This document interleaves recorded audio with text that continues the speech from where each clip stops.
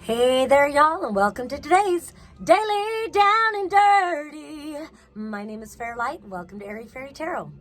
All right, y'all, looking at the cards, I really like what's in the middle. So maybe we'll dance around what's in the middle, or we'll just see how the cards want to flow. The first card that came out was the Ten of Swords, and it was kind of on its side. So, it just kind of feels like maybe there's a transition. There's a recognition it feels more like a reckoning than a recognition. Although recognition is a big part of it. So with the Ten of Swords, normally it shows a person laying on the ground with 10 swords sticking out of their back. And, what I often want to say about that is how many times does a person have to stab you in the back before you recognize they only have knives for you? And, and then said another way is, with tens, because tens is a completion of a cycle, you're done. And swords is air energy, it's communication. So it's the thoughts we think, the words we speak, the programs, the beliefs that we run, and also the messages, the words we receive from others.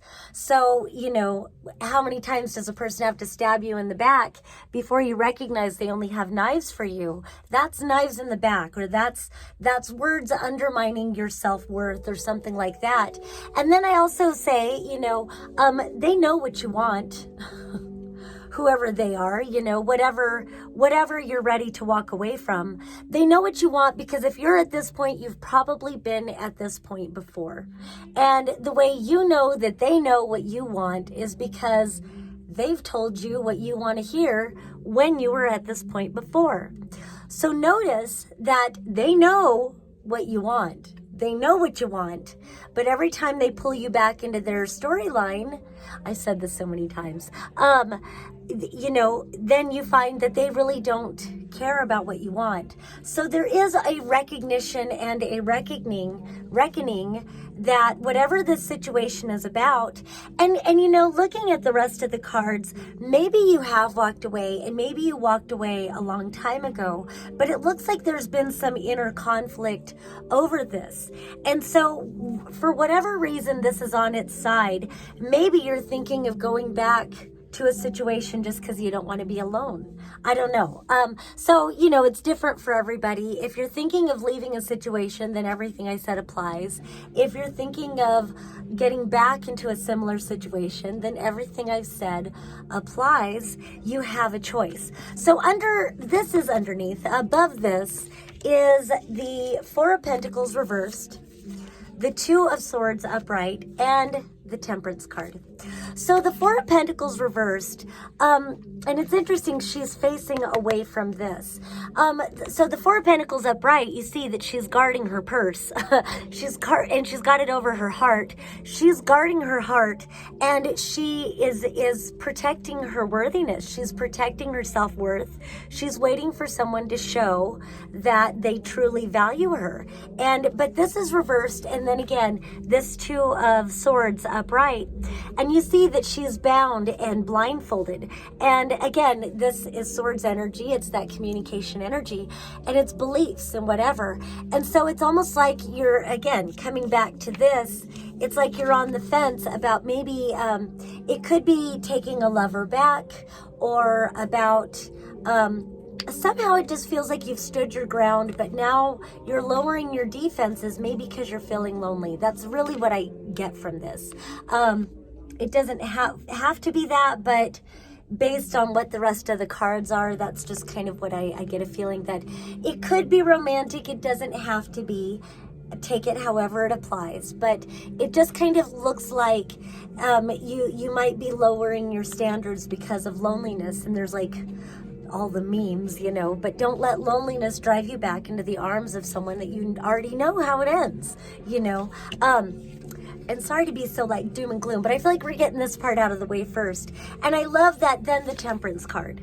And so the answer to these feelings is to take that love that you're missing, and whatever love you would give to somebody else, put that back into you. Whatever you're starting to open yourself up to, it's like, bring it back.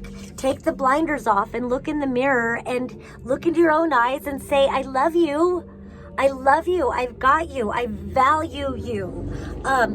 Do what you want to do. but it looks like it'll be worth it. Just hang in there. The Temperance card. This is about pouring into your own cup. This is about nourishing your own well-being. And whatever parts of you are thinking of lowering your standards or whatever, feeling confused about whatever this is, going back into valuing yourself, nourishing yourself, pouring back into yourself, and kind of, you know, just deciding that you're worth the waiting for. You are worth waiting for, and whoever, you know, you're waiting for, wait for someone who's truly worthy of you.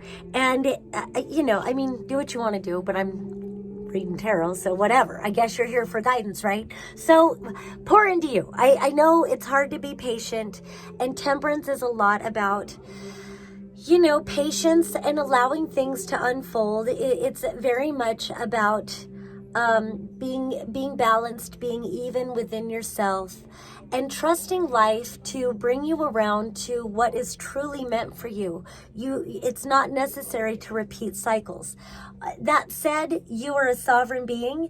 If you want to go repeat a cycle, then by all means, you can repeat that cycle and reinforce whatever it is, and you know, you don't need to lament if you do that. Like, just do whatever makes you happy. But I just kind of feel like saying up to this point, discipline is choosing what you want most over what you want now. So, but again, I'm very Saturn ruled. I'm Saturn's bitch. So of course that would be the message coming from me. But then we move to, then it gets really good, because then we've got the Hermit and we've got the Ace of Wands, which again, it emphasizes choosing yourself, choosing to find your own inner light, your own inner inspiration, aligning to what you are passionate about, aligning to what is most lovable about you, aligning to all these wonderful things. And so that when it's time, you find a partner who is truly aligned to what you have truly aligned yourself to. You find someone who's worthy of you. And then you've got the Four of Wands, which you know is often seen as a marriage card. Not that you have to get married, because I'm not really into the whole institutionalism thing, but whatever you want to do. But Two of Cups, that's true love. That's a true connection, a true heart and soul and mind and body connection, hopefully. And then with this Four of Wands, like I said, it can be a marriage card. It's a celebration. It's a level up card. It's crossing a finish line. It's crossing a threshold of where you've never been before and going to a place you've never been before with a new true love. I mean, I really think it's worth it to hang in there and do more healing on yourself and value yourself, value your heart, and really find what you value about you. Really get passionate, really get inspired. And that way, you know, not only do you find a match, but then it's going to be a mirror of this energy. They will have done the work also.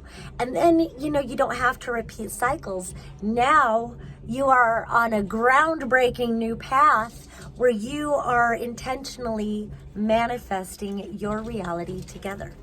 So you have a choice. You're worth the wait. And but ultimately it's up to you. That's all I have for today. Peace and love until next time.